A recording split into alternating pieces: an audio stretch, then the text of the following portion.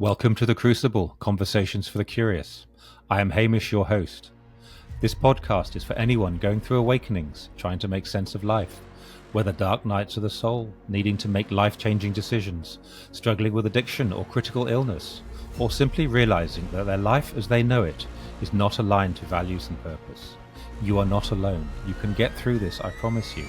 Life is far more beautiful on the other side.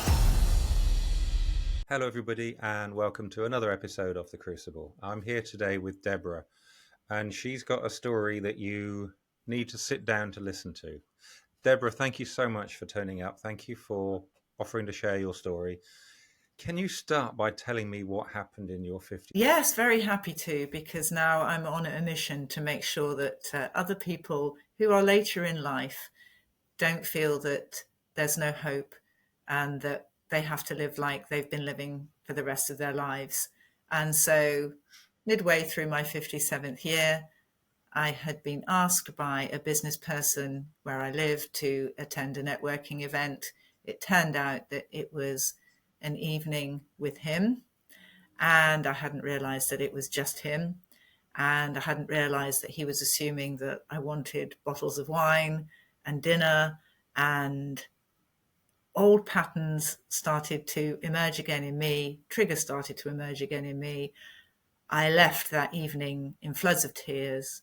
I literally ran home because it was in running distance. I threw myself on the bed and I didn't want to wake up anymore. I was completely out of control, weeping, sobbing, fell asleep sobbing, woke up sobbing, and thought, you know what? I don't want to carry on like this.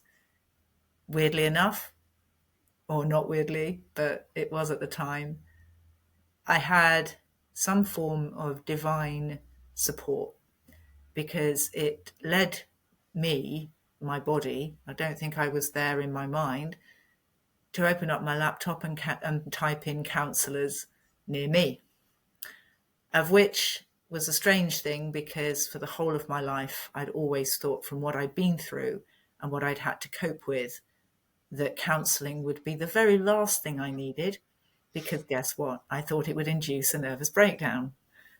Interestingly enough, the nervous breakdown was induced by not having the counselling. And I smile about it now because of the irony. But anyway, there was this entity thinking that the world was going to end then, and typed in that counsellors near me, got through to a publication called Psychology Today, and there was a directory that was in alphabetical order. And that's how I met Amy. I met her over the phone. I never saw her in person. And the wonderful thing about Amy that I've later found out is that she's never available on the phone, because she has back-to-back clients, or that she's on the downtime taking out some time from being with clients. So the fact that she actually answered the phone was a minor miracle in itself. So thank you, Amy, for saving my life, because that's exactly what she did. And in this daze and haze of being completely discombobulated, completely disorientated, completely not me, once a week she started to ask me probing questions. And once a week I started to open up. And I realized on the first session that I thought I'd just have one and that would be enough, as you do, that this was going to be a little bit longer, and that it was then time to tell my story. Not necessarily to her, but allow the words to come from my mouth and to express them in a way that I'd never done before, and to let the demons out so that something could replace it. This wasn't a conscious decision. It was just something that happened. Amy was obviously very good at asking the right questions, but I think I'd come to a point in time where it was that or oblivion. And oblivion, once I'd started talking about my issues, didn't seem the attractive option that it did at the beginning. So that's why I kept on going. Very helpful sessions. And on the 6th week, I gave birth to my monster. It was a physical transformation. It was a spiritual metamorphosis. I physically felt the pain. I thought I was going to have to go to A&E. I completely know that what I saw was real as this monster emerged from me, dark, stinking, heavy, horrible, with red eyes, bearing down on me, not wanting to go. I won't say the words here, but there were two. One began with F and the other one with O, of which I shouted at the top of my lungs over and over and over again. I live in a terraced house because I think everybody must have heard. I don't think it was silent. I truly believe that I was saying those words. And eventually, that monster started to go away from me. And I was lying on the floor, not even on my bed, because I was in absolute agony. I was sweating. I felt like I was having appendicitis or peritonitis. It felt like that. The monster started to rise above me. It started to get closer again, and I kept on with my whole being telling it to do what I said. And then very quickly, it went out the door of my kitchen. It went down the hallway to my front door, and it went through the letterbox, and it disappeared.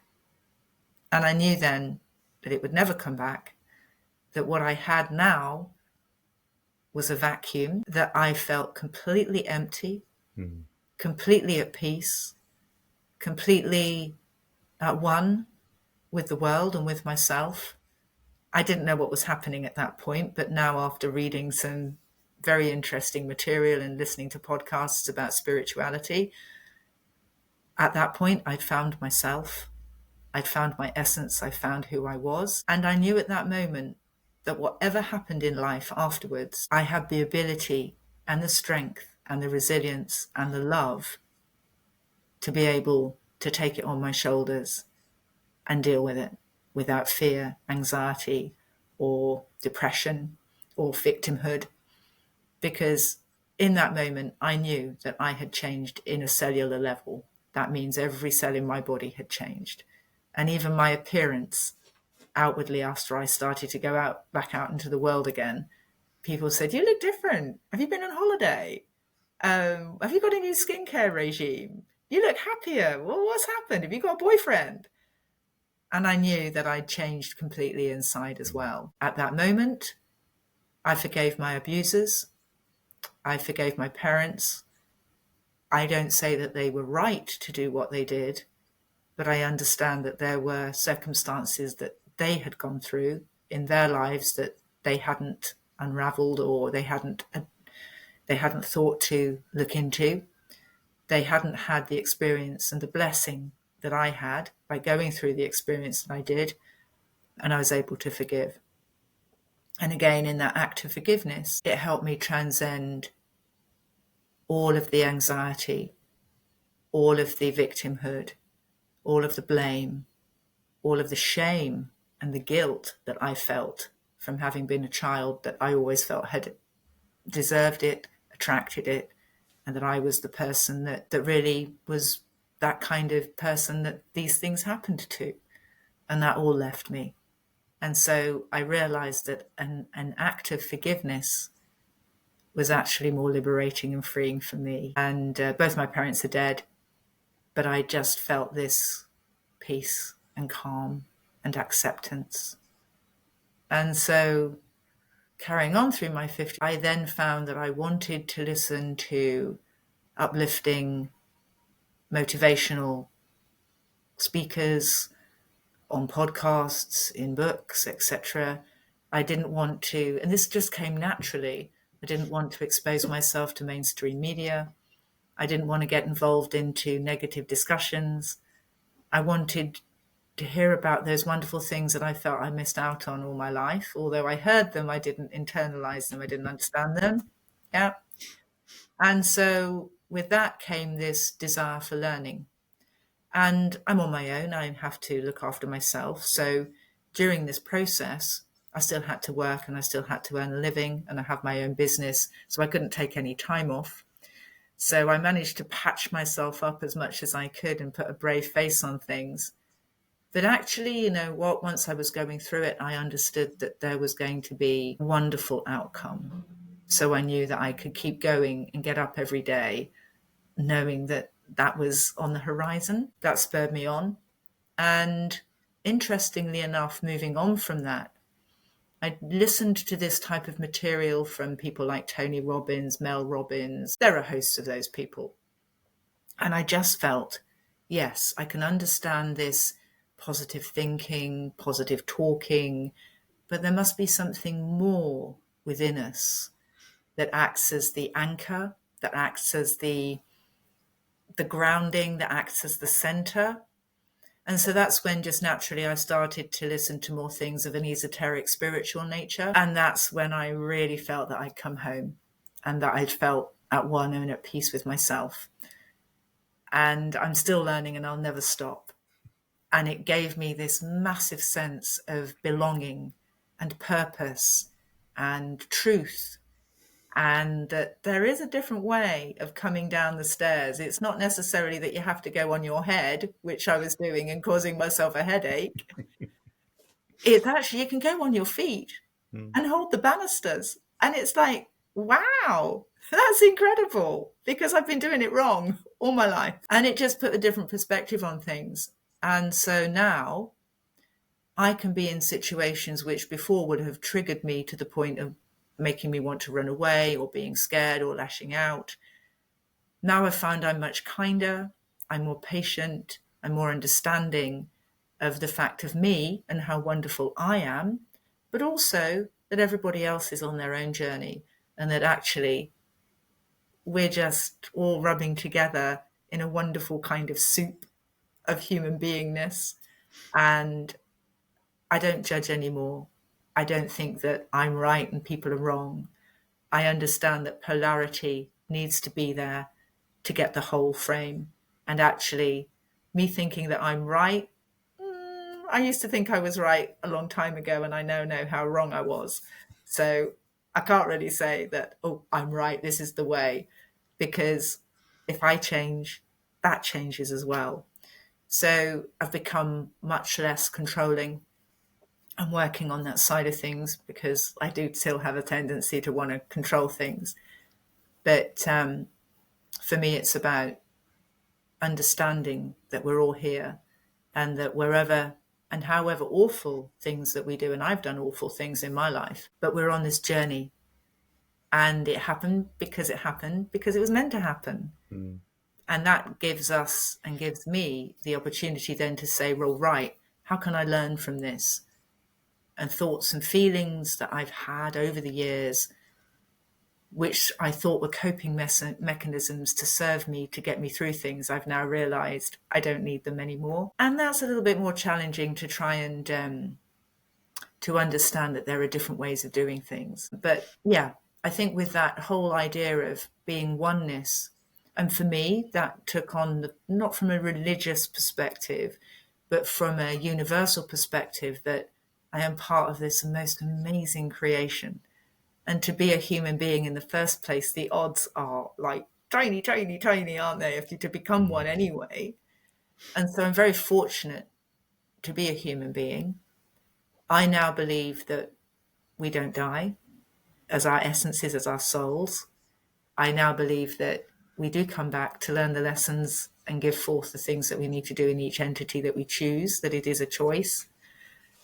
And that made a lot of sense to me when I'm thinking, well, why did I go through these things? What happened to me? Why did it happen? Why was I the one that had to suffer in this way? And I heard somebody say, I'm trying to think of who it may have been, but I can't think exactly. But they made the analogy that if you are a mountain climber and you want to do great things as a mountaineer, you probably wouldn't want to settle for climbing the big hill at the back of your garden.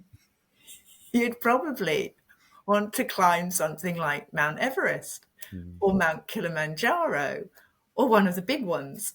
So actually, the things that I've gone through so far in my life are what mountaineers might call triumphs, because I've scaled them and I've seen what they're like, these challenges. And not that I'm courting more challenge, to be fair, because I think I've had quite a lot, but when things come, then I can look at it and go, oh, okay, I've obviously got a lesson in my mountaineering life that I need to learn.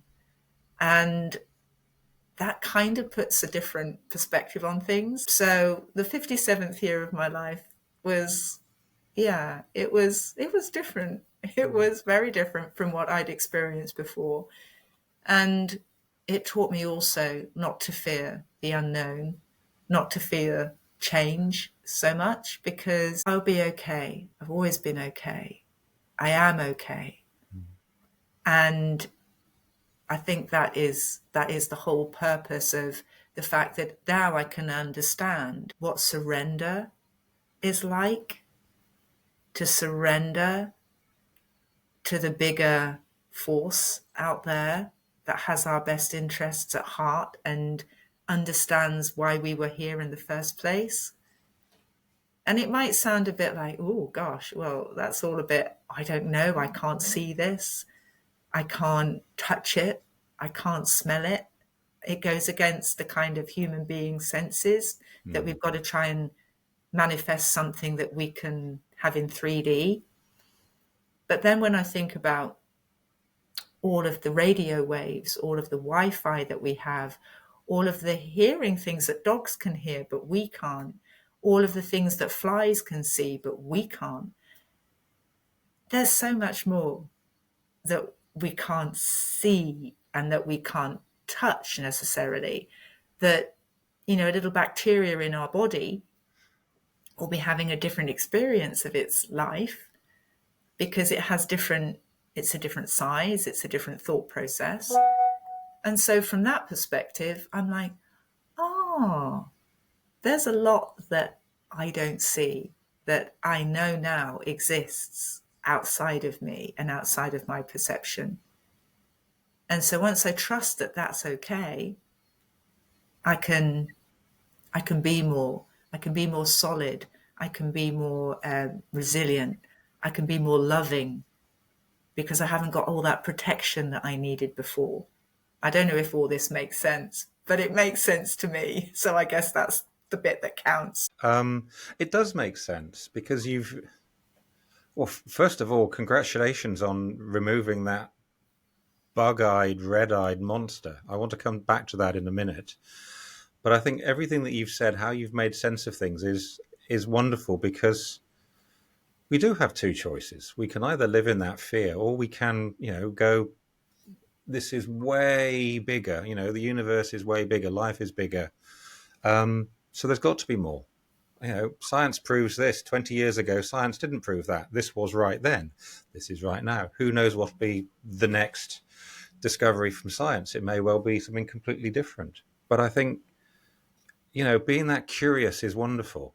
And that accepting. And it does allow you to be resilient. And it does allow the punches to come and you roll them, doesn't it? I think that's wonderful. I want to come back to this monster that you eviscerated, that you got rid of. What was that for you? What have you attached to it?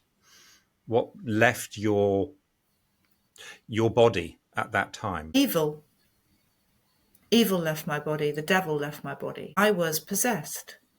I was possessed by the devil of my own making. I was possessed by all those little thought processes that I'd had since childhood that were in my subconscious. I was possessed by all of the negativity, all of the fear, all of the anxiety. And I know where they came from. They did come from a real place. But unlike, let's say, for instance, a wildebeest being chased by, when that lion hasn't caught them, they've run, they've got over it, and off they go again. But for me, and I think for a lot of human beings, we then pack that experience into us as a learning for the future, is don't do that next time because this might happen again. And once you build these constructs of negativity, fear, anxiety, often as coping mechanisms, as a child, my own reality was I had to protect myself. I had to be invisible as much as possible. I had to be unseen and unheard to be able to be okay. So every little thing that I did that gave me a voice, or everything that gave me an instance of being noticed, I tried to block out, because that wasn't going to keep me safe. And thank them for everything, these feelings and these thoughts. Thank them, because I'm sure at that point they did help me. But then when I became an adolescent and an adult and away from that environment, they were still there, but the perpetrators weren't there. So the circumstances were different, but I couldn't adapt to them. So I tried to make false truth into the truth, and then found that I was getting very bad reactions from people because I wasn't seen, I wasn't heard, I didn't want a voice. And so people would think that of me, and then that compounded stuff. So I then learned that and internalized all of that. So this monster was the evil that I created within myself, the devil that I created within myself, of taking all this and sucking all this negativity and keeping it in there. And then once that had gone, then that left the newborn again. And that's why I can understand the phrase being born again, because that's literally what happened. So yes, in answer to your question, that's what that was. It was the devil of my own creation, and I was possessed by that devil, and it did tell me what to do, and it did control my thoughts and my actions. And when it had gone, I realized the difference in a nanosecond. Instantly knew, could feel it, could think it, could be it, could see it, could breathe it. That difference of when it wasn't there. I think that is remarkable. I mean, as you described it the first time, I had goosebumps all over my arms and my back. Just made me shudder, because I have not experienced that, but I know the process of the coping strategies, keeping yourself small, all that kind of stuff. And I know it works.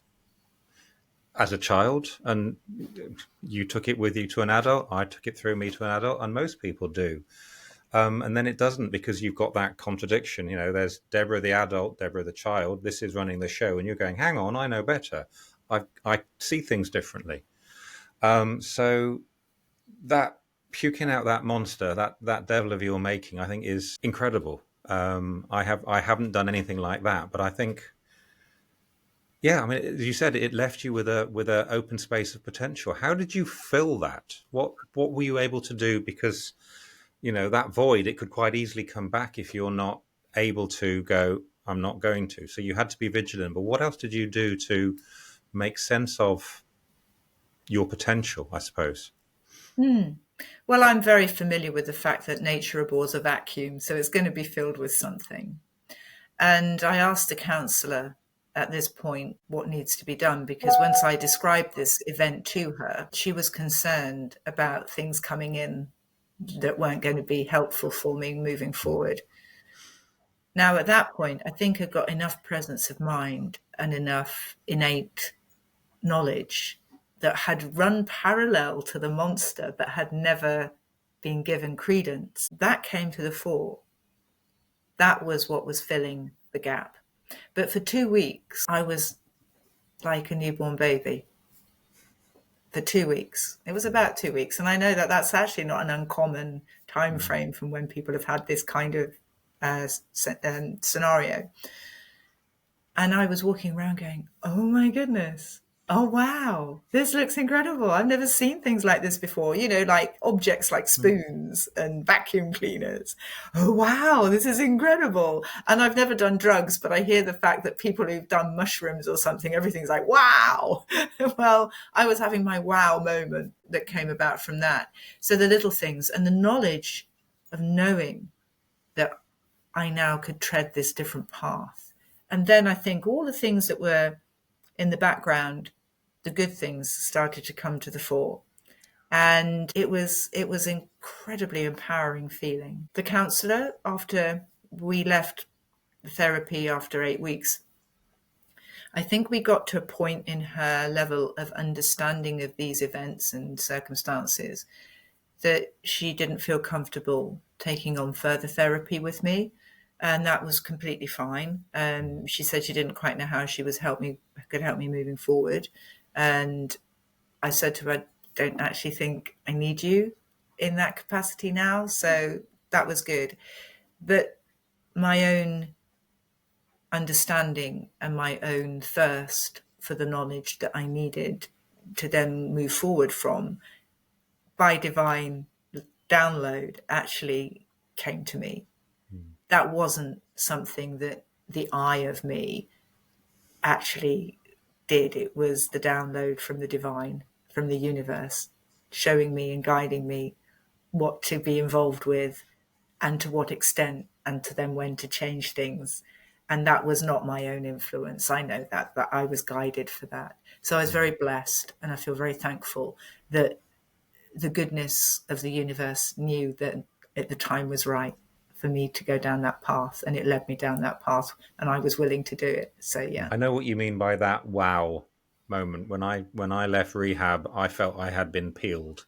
I felt my skin was baby fresh. I had no mask on and I could breathe. I had done that. Held myself so tightly. So yeah, everything it was like taking your specs off, taking a mask off, and it was profound. And it wasn't scary. It was really, yeah, so I can completely understand what you said. It's just living and seeing differently, isn't it? And believing things differently and understanding things differently. Yes, and not imposing my will on things. And that came, I was educated by Catholic nuns for a large part of my education. And what they used to say is, be the servant of God, God's will be done. And from a dogmatic perspective, there's truth in that. In the spiritual side of things, in the universal side of things, let the universe, the higher powers will be done. And I do catch myself on a regular basis when I start to feel those feelings of tightness in my chest, is probably the best way to describe it, or in my gut. And as we all know, everything comes from the gut. I think of it now, I'm much more able to think, okay, that's interesting. Thank you. What are you doing here? And it's like, what are you trying to teach me? What can I learn from you today? It's interesting that you're here. What brought this emotion up? And that helps enormously to dissolve it anyway. But interestingly enough, I can work through things a lot better. And I can see often something will happen. And about a day later, I'll go, oh, that's what I was meant to learn from that. Oh, thank you. Because I'm employing the right principles to be able to get the best outcome that I can. And for me, it's just like, I don't know why that came about. And then a day later or so, it's like, yeah, I know why now. It's interesting. When I know then the quantum, the field that we can't see, where everything is already created and it's all there, to dip into that, what I've realized is that can happen instantaneously. The time element of what I had as a construct before doesn't come into play anymore. It's when I'm in the right zone, if you're thinking about the frequencies and energies that we all are and everything is, when it clicks and it clicks in a nanosecond. And that's something which I've always been taught, and there's some degree of truth in this, that you study hard and long hours and study, and then you work hard and you work hard for long hours and work. And then you've got to get something else fitted in called sleep. So you've got to sleep properly and sleep. And then you've got to play, and then you've got to have this, and it's all kind of like exhausting. But now I know that if I'm in what I consider, and I'm using these air quotes because I don't want to give what I say to anybody else, but it's just the way I've constructed it. When I'm working in a flow state, when things are right, they go bang. And I have this energy that it could be hours that I've been concentrating and it feels like seconds. And yet when I know I'm not quite in that, oh my goodness, it's like climbing a marathon of a mountain. It's just like so hard. And then I go, okay, why is this so hard? Why do I need to be like this now? And I'm like, okay, just let go, surrender, get back into the state. Is it the right thing for me to be doing? Am I choosing an old mechanism as opposed to a new one? and then leave it for a bit and then come back, and if I can get back into that flow state. But then again, if I pursue a path and I know it's not the right one, or I'm thinking, is this the right one? It'll either happen instantaneously or I'm laboring. And I suddenly realize, that's not what I'm meant to be doing here. This isn't the right way for me. And so it's much more flow driven and acceptance driven, and not trying to force square pegs into round holes. Yep. And that's life just in general. But the wonderful thing is, money is great. And we all need to make money to live and have a happy life and make the choices that we want and give to others, which is fantastic. So money is exactly the same thing. When I'm in pursuit of closing deals or in pursuit of getting more areas of finance and abundance from a money perspective in my life, that now I realize follows the same patterns. And it kind of pushes me down a certain pathway where I think, oh, that's gonna work. And whereas before I'd be like, chase, close. It's just like, if it's meant to be, it's going to be like that. And actually, I'm getting more now than I did before with less effort, if that makes sense, than I did. And I'm like, oh, wow, I've got it. So what I'd love to do is help, which we do in our business, help corporates to understand that you don't need to fight all the time for money, because when you let it come naturally, it comes bigger and better and quicker than you could ever imagine. So, that's the whole thing about the manifestation for me. That's another area of my life, which I like, manifest? What are you talking about? Manifest. And now I know that as part of the divine creator, because we've all got the part of the divine in us, we've got copious amounts of creativity and manifestation possibilities in us.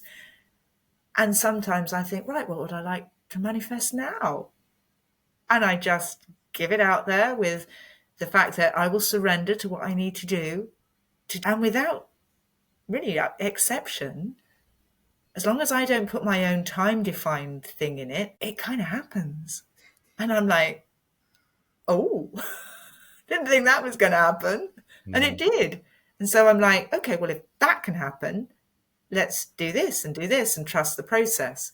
So that's kind of like the journey that I'm on now, is trusting the process and having the things that I know through me should be manifested, and manifesting them as part of my journey. It's so counterintuitive, isn't it? Slow down, relax, surrender, don't push, and then everything comes. And it's the lesson I'm not learning. Well, that's not true. I am, but so slowly, because I keep on forgetting and keep on going push, and then no, hitting that wall, and no. How do you encourage people to slow down and stop and watch and do everything that you've just said? Because it sounds deliciously easy. Well, anything that sounds easy isn't going to be, is it?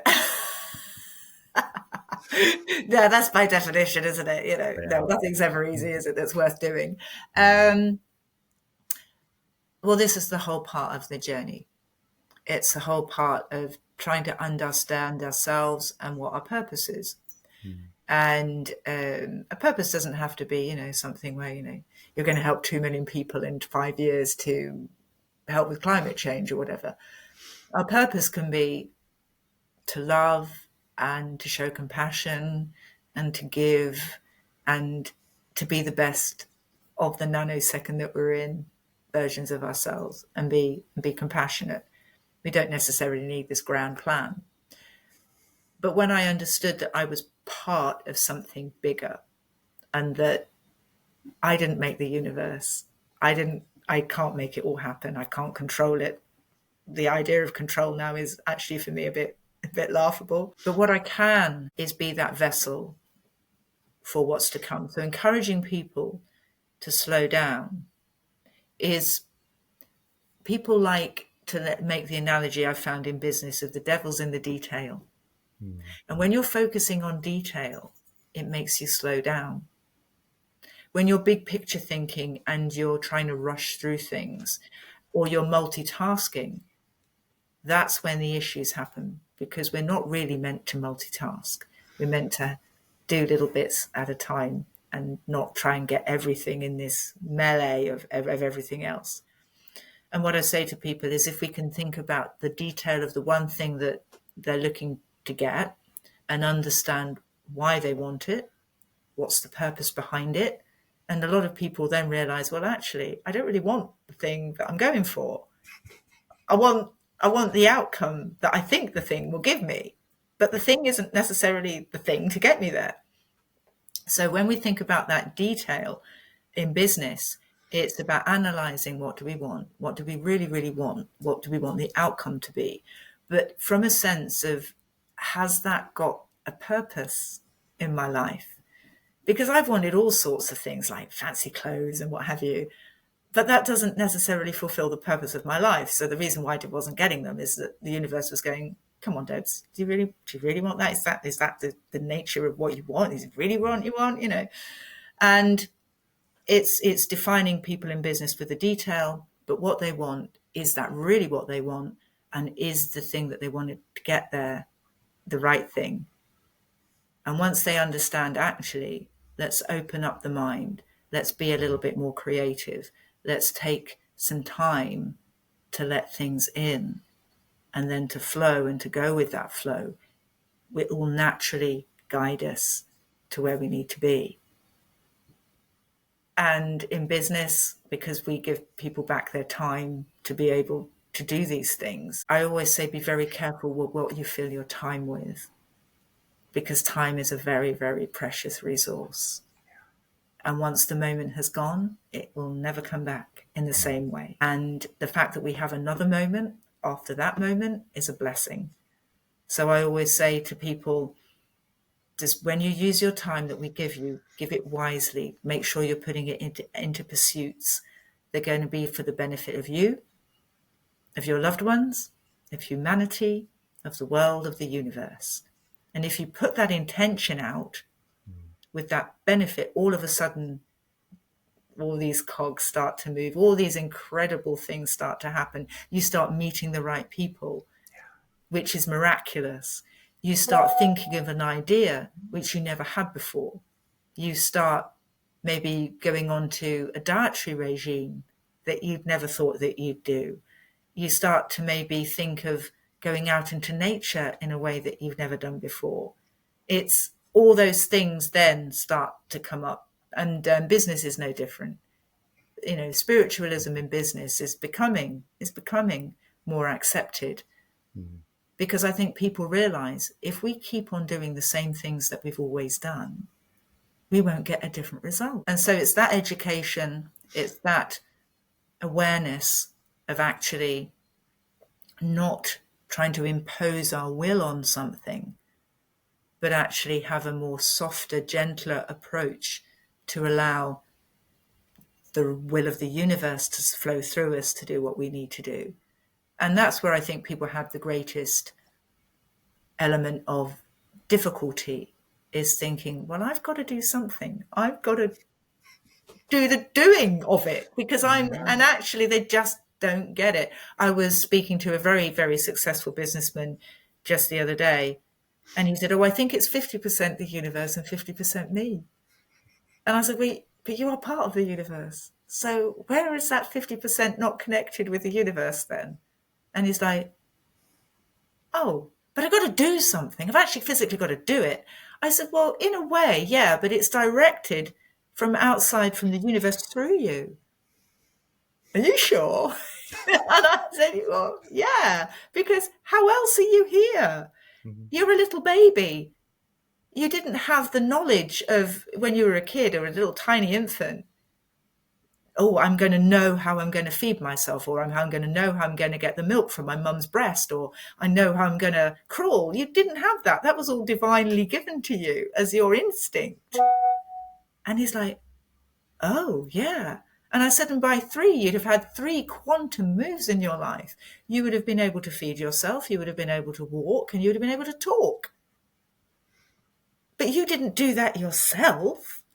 And somewhere or others, people get confused, and I've done it so long, it took me to 57, is to realize that actually us thinking that we're doing it is completely ridiculous, because we're not. It's the universe that guides us. And when we get all into this, like I did, this completely difficult state about I can't exist like this, well, no, because that's how wrong as human beings we can get it. And, in a way, wouldn't it be wonderful if people in power, in politics, or, positions of influence, could actually see this constant circle of fighting, of insufficiency, of anxiety around the world.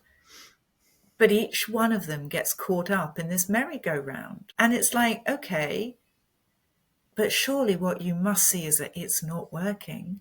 So why don't we take a different approach? But each time they're just like the businessman that said to me the other day, well, I've got to do something. And it's like, why? You haven't. You're going to be the vessel that then does the thing. And he was like, I kind of get it, but I don't get it. I kind of get it, but I don't get it. It's a difficult concept. It's not an easy one. Yeah, needs some thought. I for a long while, I evolved or devolved to be a human doing. And it is difficult to get out of that mindset, especially when you've been brought up by it, when your parental things, as you said, work hard, work hard, work harder. And when you finish work hard, do a bit more, and then you might earn some money. You might deserve the rest. You might deserve, but you have to do all that stuff first. I want to go back, because before you kicked out your demon, what did you learn from all those experiences? You've already mentioned that I don't want to say defined you. They helped create you. So those lessons, those traumas, those events, how did they help you comprehend the world, and how much of that do you still use going forwards with your life? So I liken this to a piece of hardwiring. So when we have a computer system, every now and again, and our phones as well, they tell us that we need to reboot because there's been an upgrade or there's been something else. But when we don't do that, we stick in version 1 plus a load of other stuff that we kind of put in there and think it's going to fit. So I would have to say that none of the things that came in that monster were useful to me. They were all limiting and damaging. The things that had been going on, and I used the analogy of the quantum field where the opposite of one exists, good and bad, that was already there. That compassion, humility, love, joy, peace, resilience, serenity, trust, it was there. So I was very fortunate in the sense to have a complete breakdown, because it left me with this massive vacuum. Yeah. I couldn't put a plaster on anything to keep it together because there wasn't anything left. And that was above and below ground. It had all gone because I had completely crumbled. I'd gone as I was before. So that was the greatest blessing that I could have had in my life, to be honest. And it could be perceived as the greatest horrible issue ever, but it wasn't. For me, it was framed in a way of, thank you so much for stripping it all away. And so then all of the things that came in afterwards were the polar opposite, positive polar opposite to what left me. Now I know that there are areas of shadow in myself that, albeit that that ball of evil left me, as always in human beings, we come from imperfection. So there's always going to be, as I'm now living a life with challenge, lots of challenge actually, because that doesn't leave you once you become awakened. It doesn't mean that you're living in this feather bed of a brilliant existence with nothing ever happening that's not brilliant, because let me tell everybody, it still happens in abundance, actually. But that's probably because you're able now to learn more and take it into more. But I still now work on that shadow, because basically what happens every now and again is I can be triggered. It happened not so long ago, a couple of weeks ago, that somebody was talking about an issue which I felt very strongly about because of my own childhood. And I could feel this bubbling of emotion coming up.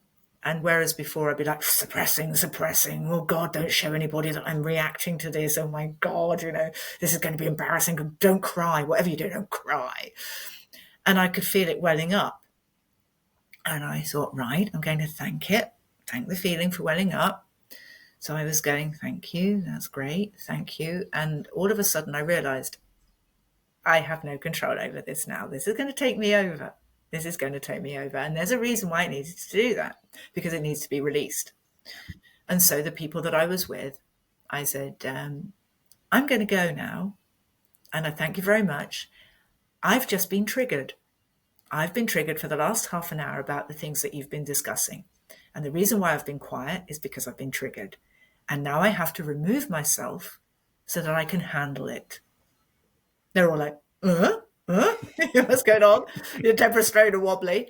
And I said, I love you all. It's got nothing to do with you. It's got nothing to do with the conversation per se, but the issues that were raised, I can't face now, and I'm going to have to go. I would appreciate it if nobody came with me, because I need to be on my own. And I suddenly thought, oh my God, is that me talking? Is that me saying all of this rather than just getting up and leaving in floods of tears? I've actually expressed the whole process of what's just been happening.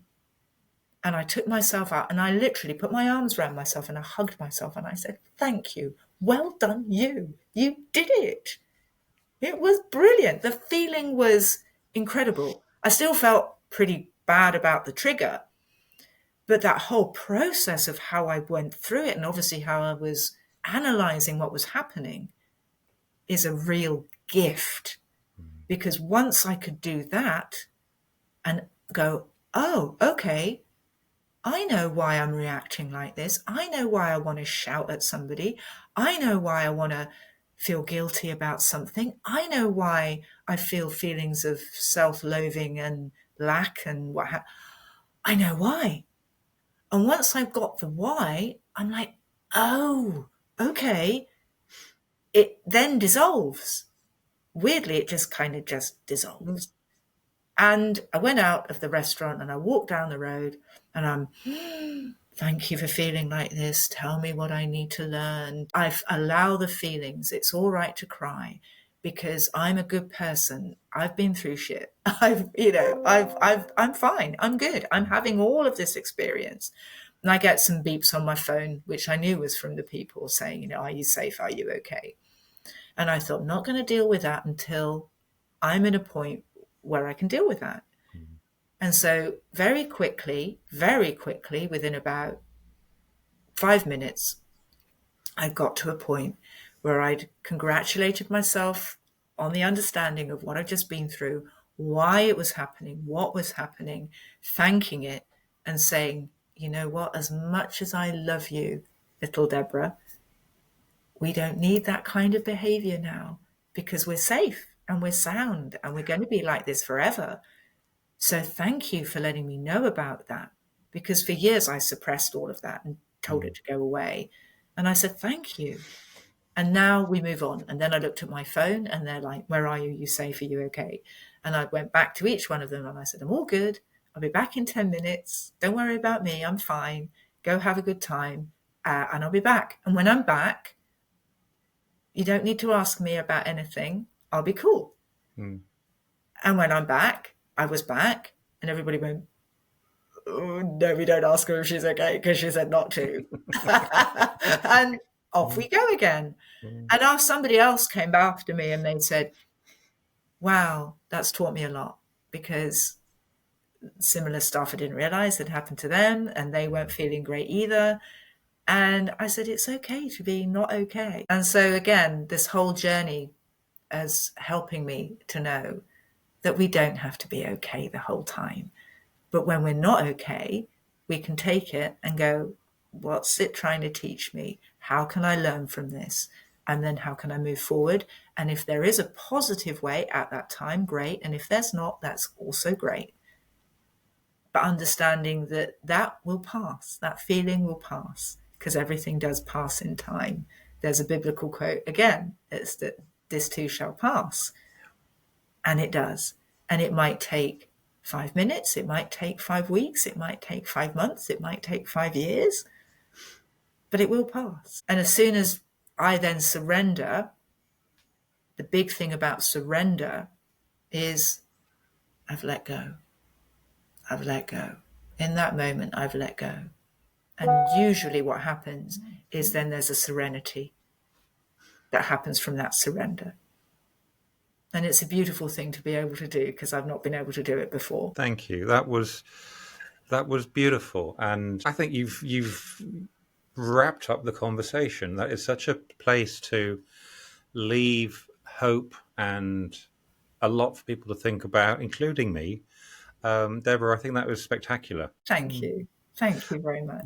We will definitely do another podcast another time, but yeah, that is to leave it for now. I'm sure there's going to be questions. I'm sure people are going to be curious about you and what you do, and this conversation. I know I want to continue it.